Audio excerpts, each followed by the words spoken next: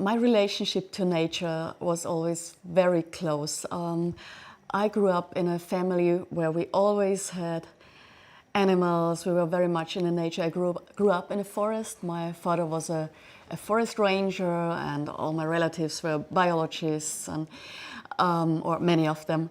So I grew up with fawns and hawks and all sort of animals. And one time I was so fascinated by a nature documentary about beetles, so I collected a whole bucket of potato beetles and I brought it into my room, and I was very enthusiastic. My mother was not so much when she found out. So that was my beginning of my professional relationship to nature, observing animals.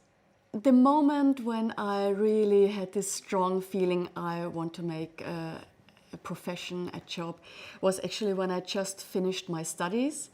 I studied law and journalism, but I always wanted to be somehow involved with nature. And the moment when I found out I wanted to work with nature as my main profession was after my studies, when I was on a holiday and I was diving and I was observing a great white shark, and it was not very far away from me. I was waiting in the kelp forest, and when this fascinating creature passed me, it was so breathtaking, and I thought, I want more of this. I want to dedicate my life to nature. When I started working as a producer director, I was very lucky to start in the beginning of my 20s, and I was a young female director working in, at that time, a very male-dominated area. So yes, I had struggles like telling the cameraman or asking them and convincing them about my ideas. So my beginning was a little bit tough, yes, but it's great to see the changes in the industry. We are not there yet, of course, but there are so many good development you can see. And now I work as a commissioning editor, and it makes me very happy that I can have an influence on our programs and on making women visible, and to help to empower them and support them. You know, in your perspective, what needs to change? What would you like to see more of? When I started to work in the industry, and especially now as a commissioning editor, I realized that there's lack of diversity.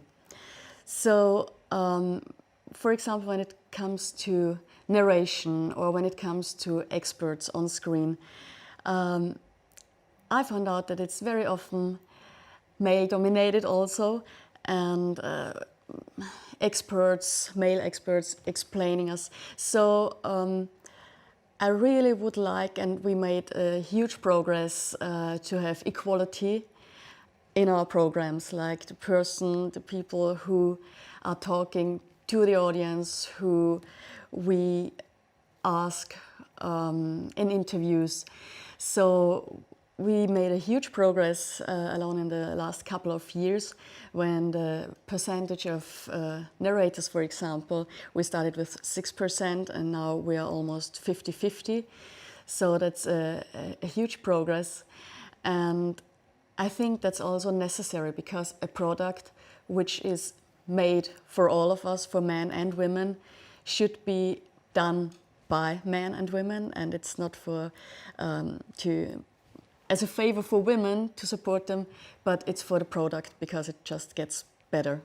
I think it's not always the huge things which are very obvious when it comes to gender equality, but we should, in the media, we should start with all the subtle things, like how we talk, how we write about gender. For example, if you watch the coverage in the media and they are talking about achievements, and very often you can sense there is a difference in how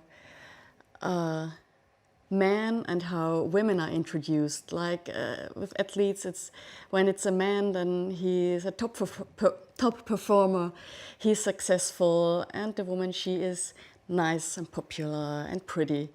So those are the differences we can set our focus on and raise awareness.